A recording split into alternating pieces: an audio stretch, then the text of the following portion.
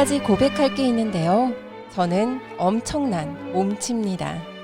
똑같이 한다고 생각하는데 단순한 동작도 따라하는 게 어려워서 일단 제 스스로가 자신이 없어요. 하지만 괜찮습니다. 모두 저마다의 재능이 있으니까요. 오늘은 몸으로 모든 것을 표현하는, 한마디로 말이 필요 없는 분을 모셨어요. 안녕하세요. 포항 냄새가 진하게 묻어있는 문화, 예술, 방송 분야의 사람들을 찾아가 한 권 한 권 책을 읽듯이 그네들의 인생 이야기를 만나보는 시간.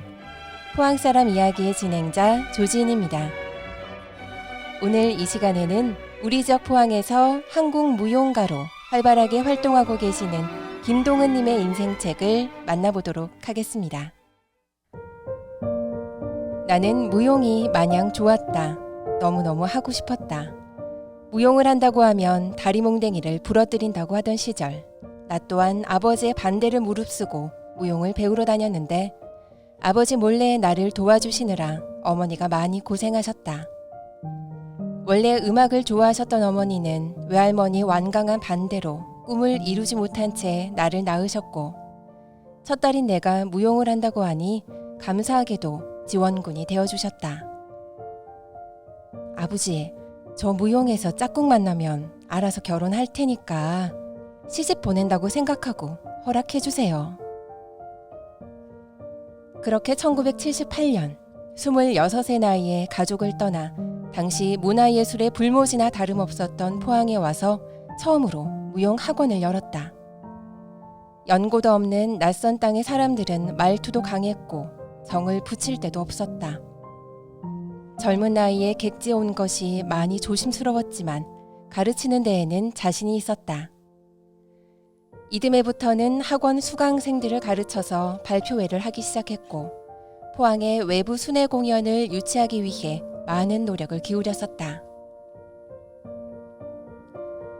사람들에게 무용이 알려지고 하고 싶다는 생각이 들게끔 하는 것에는 공연을 보는 것만큼 좋은 것은 없기 때문이다. 한 번은 국립무용단의 그 하늘 그 북소리라는 공연을 유치한 적이 있었다. 지금의 중앙아트홀 자리인 시공관에서 열렸는데 그곳은 분장실도 제대로 갖춰져 있지 않았고 전기가 약해 발전차를 불러 조명을 쓸 수밖에 없었다. 그런데 그 소음 때문에 주변 상가에서 민원을 넣어 파출소 사람들이 찾아왔다. 또 티켓을 대책 없이 판매하는 바람에 좌석은 턱없이 부족했고 계속해서 사람들은 인산인해로 밀려들었다.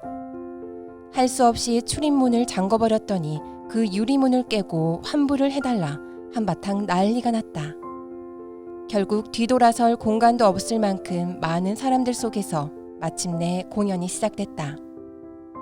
그런데 관객들이 숨소리밖에 안 들릴 정도로 몰입하고 집중해서 보는 것이다. 낭랑공주가 편지를 받고 북을 찢어버리는 장면에서는 무용수나 관객들이나 다 같이 눈물을 흘렸다. 말 한마디 없이 몸짓만으로도 감동을 주는 공연이었고 말을 하지 않아도 진실은 통한다는 것을 그때 깨달았다. 그날 저녁 우리 지역에서도 이런 공연을 볼 수 있어 감사하다는 전화를 몇 통이나 받았는지 모른다. 그때의 그 감동은 아직까지 잊을 수가 없다. 무용은 특성상 한 해 두 해로 가르침이 끝나는 것이 아니고 시작부터 대학 입학까지 꽤 긴 시간 이루어진다. 나는 내 제자들이 원하는 학교에 들어갔을 때 희열을 느꼈고 잘하는 걸 보면 내가 흥분이 됐고 늘 내 자식처럼 마음이 쓰였다. 1987년에는 사단법인 한국무용협회 포항시 지부와 더불어 내 이름을 건 김동은 무용단을 창단했다. 외롭고 속상할 때도 많았지만 의논할 대상이나 믿을 만한 존재가 없으니 스스로 헤쳐나가기 위해 싸움닭이 되기도 했다. 뭘 하든 나는 너를 믿으니까 열심히 해라.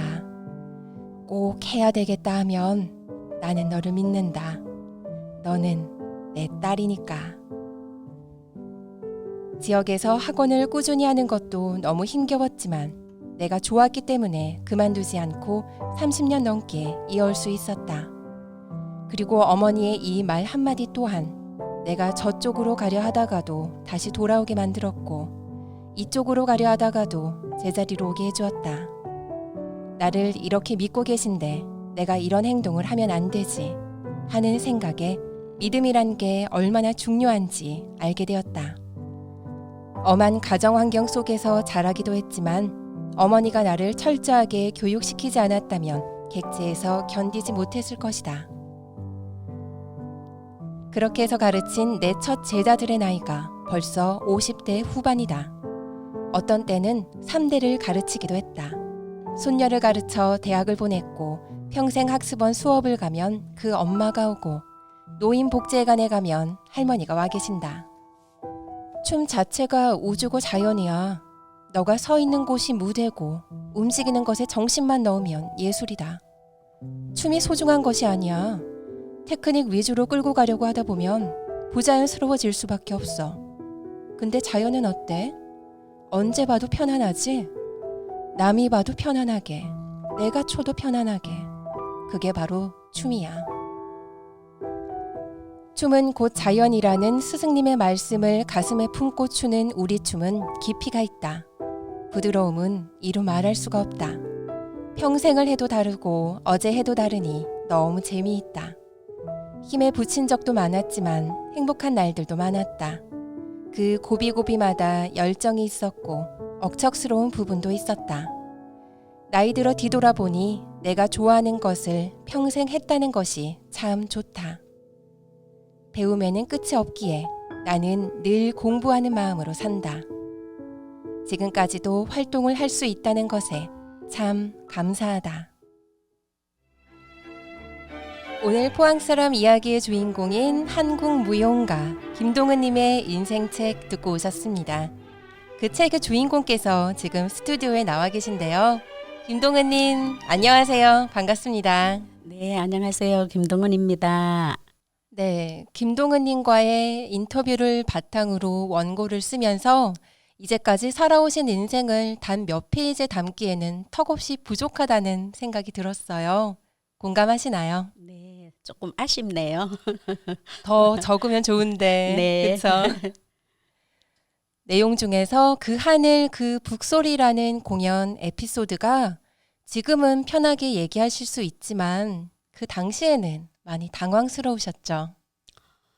물론 당황스럽기도 했지만 정말 가슴 벅찬 일이었습니다. 우리 포항에도 이렇게 이런 공연에 관심을 가지고 계시는 분들이 계시구나 이런 마음을 가졌고 또 그 시절에는 정말 학생들이 열의를 가지고 참여를 해줬기 때문에 지금까지 제가 학원을 하고 또 무용을 학원을 걷지 않고 할 수 있었던 원동력이 되지 않았나 하는 생각이 듭니다. 네, 맞아요. 네. 현재 포항에서는 주로 어떤 활동을 하고 계신지 궁금합니다. 네, 지금은 제가 이제 87년도에 무용협회가 이제 결속이 돼서 발족이 됐고요. 그동안 이제 무용협회 회원으로서 활동을 많이 했고 지부장 또 지회장으로 활동을 하다가 지금은 협회 일은 이제 제가 협회는 고문으로 이제 물러나 있는 상태고 지금은 제가 이제 김동은 무용단으로 이제 활동을 계속 이제 창작 무용을 하고 있습니다. 공연을. 네. 네. 여러 가지 장르 중에서 특히 한국 무용을 선택한 이유가 있을까요? 꼭히 어떤 이유라기보다는 제가 한국 사람이고 네. 또 옛날부터 한복이 우리 때때 옷을 많이 입고 자랐잖아요. 그래서 그 옷에 대한 어떤 것 때문에 더 한복을 입고 싶어서 더 그쪽으로 치우쳐지지 않았나 생각합니다. 네, 그러시군요. 네. 작년에 이어 올해 7월에도 연호랑 세우녀의 이야기를 담고 있는 써내문 공연을 7월에 시청 대자몰에서 가지셨는데요. 네. 그때 그 공연 이야기 좀 해주실 수 있을까요? 네, 선해문 그러면 처음에는 선해문이 무엇이에요? 이렇게 질문하시는 분들이 참 많았습니다. 네. 근데 저도 이제 처음 연호랑 세우녀 설화를 접했을 때가 94년도에 전국무용제 저희들이 그때 전국무용제가 제4회였었어요. 네. 그런데 연호랑 세우녀 그러면 잘 모르시는 분들도 많고 우리 지역 얘기니까 그걸 이제 타이틀을 동해의 별곡으로 해서 전국 무용제에 가서 또 이슬아 얘기를 이제 무용으로 다뤘거든요. 그래서 이제 거기에서 저희들이 장려상을 수상했어요. 그리고 또 이제 몇 회가 거듭하면서 그 다음부터는 연호랑 세우녀 얘기로 이제 창작을 계속 했었는데 계속 연호랑 세우녀 그러니까 어쩜 포항에는 연호랑 세우녀밖에 창작을 할 수 있는 게 없느냐고 이렇게 물으시는 분들도 계시고 이랬거든요. 네. 근데 이제 이렇게 하다 보니까 이제 연호랑 세우녀 설화는 있지만 설화 중에서도 이제 테마가 뭐 태양을 상징을 한다든지 아니면 달을 상징한다든지 이렇게 연호랑에 이제 주역을 맞추든지 안 그러면 세우녀에 맞추는지 이 여기에 따라서 작품 길이 다 달라지기 때문에 지난번에 이제 작년도 19년도에 했을 때는 별이 된 연인으로 해서 네, 맞아요. 했었습니다. 네. 근데 이제 인류 역사상 사랑이 빠지면 재미없잖아, 그렇죠? 그러니까 연호랑 세우녀 사랑 얘기로 이제 우리가 길을 잃으면 별자리를 보라고 얘기를 했었잖아요. 네. 근데 이제 별이 된 연인은 길잡이가 된다는 그런 뜻으로 이제 작품을 성화시켰고요. 올해는 이제 저희들이 달의 노래로 달을 상징을 해서 달의 노래로 해서 그 작품을 그렇게 이제 레파토리화해서 만들었었습니다. 네.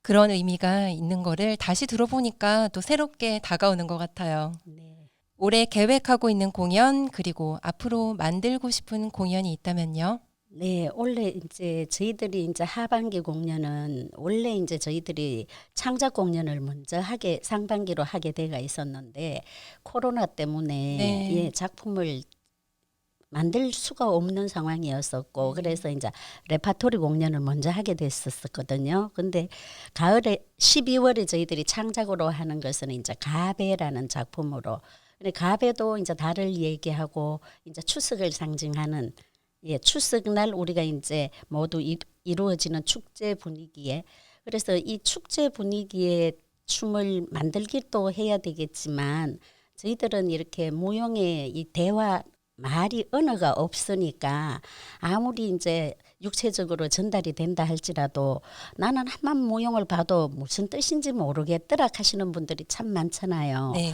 그래서 외국 무용들을 이래 보면 호두까기 인형이라든지 보면 요소 테마 짤막짤막하게 그 작품의 묘사라든지 특징들을 잘 살리고 있지 않습니까?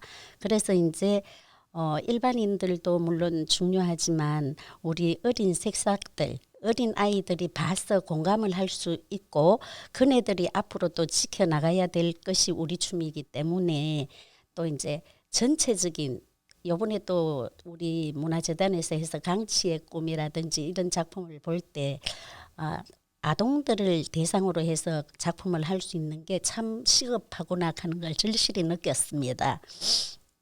그래서 이번에는 우리 한국무용도 조금 색다른 변화를 가져야 되지 않을까 이렇게 생각을 해서 가베라는 작품을 이제 준비를 해야 되는데 지금 코로나가 빨리 잠식이 되어야 그 작품을 제대로 만들 수 있을 것 같은데 걱정입니다.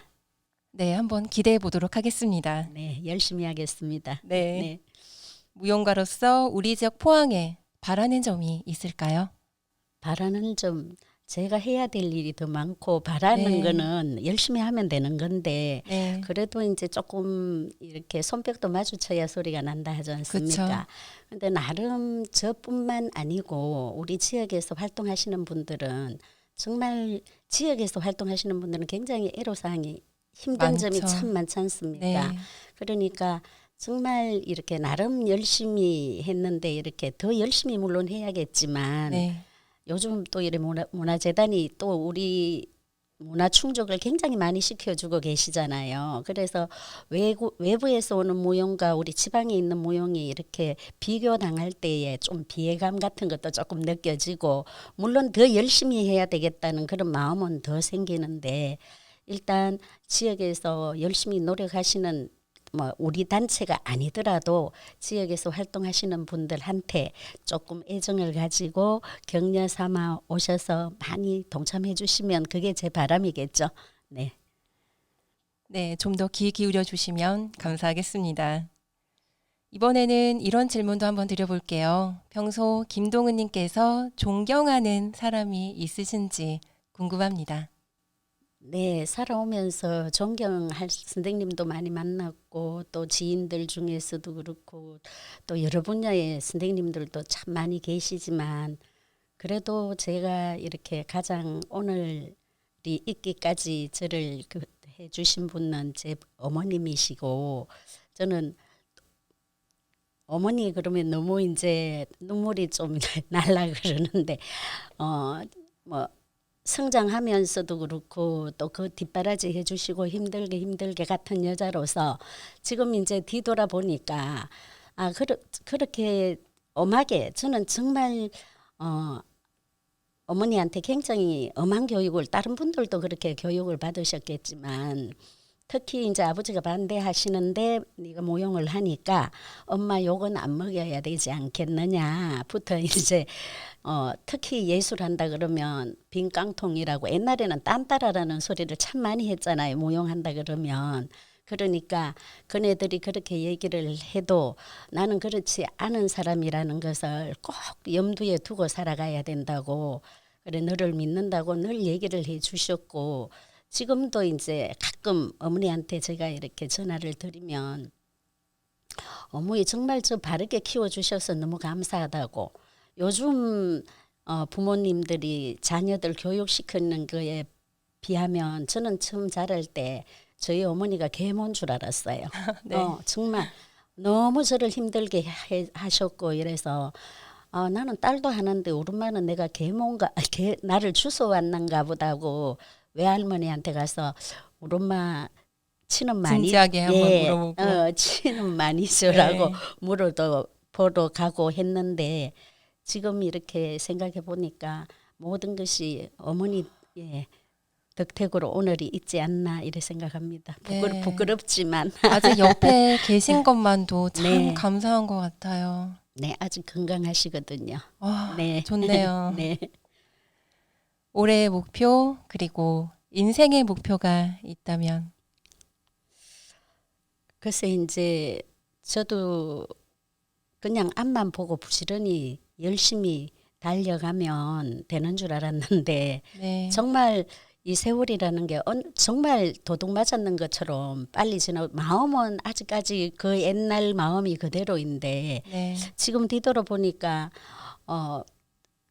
이 문명은 너무나 발전되어 있잖아요. 인터넷이라든지 이런 부분 저희들이 감히 따라갈 수 없을 정도로 그런데 지금이라도 할 수 없는 것에 연연해 하지 말고 지금이라도 내가 할 수 있는 게 무엇일까 이렇게 생각을 하고 제가 이렇게 뒤돌아보니까 가장 내한테 맞는 옷을 입는 게 가장 중요한 것 같더라고요. 그래서 이제 그 옛날 젊은 시절에는 제자들을 키웠고 이제는 이제 또 그동안 또 우리 제자들이랑 협회 식구들이랑 활동도 좀 많이 했었고 이제 앞으로 제가 이제 목표는 노치원처럼 저희 연습실에서 정말 인생 선배 언니들이라든지 같이 춤을 즐거우면 앉아서 춤도 추고 이렇게 나눌 수 있는 그런 공간을 마련해서 그렇게 살아가고 싶습니다. 부끄럽네요. 아니에요. 뭔가 따뜻함이 느껴지는 답변이었어요. 네, 이제 포항 사람 이야기의 공식 질문입니다. 한국 무용가 김동은님에게 포항이란 어떤 의미인가요? 근데 포항이란 저는 이제 뭐 제2의 고향 이렇게 얘기를 하는데 네, 저는 포항이 제 고향이다 이 생각을 가지고 있습니다. 네. 철없을 때 와서 이만큼 철이 들어서 세월이 이렇게 갔는데 고향이죠 뭐. 네. 맞아요. 네. 엄마 품 같은 네. 그런, 네. 네. 포항 사람 이야기 오늘 이 시간에는 한국 무용가로 우리 지역 포항에서 활발하게 활동하고 계시는 김동은 님과 함께 했습니다. 오늘 출연해 보니 어떠셨나요? 말씀을 너무 네. 잘해 주셨는데. 아닙니다. 조금 부족하지만 이렇게 네. 불러주셔서 너무 감사합니다. 네. 네, 오늘 말씀 감사합니다. 네, 수고하셨습니다.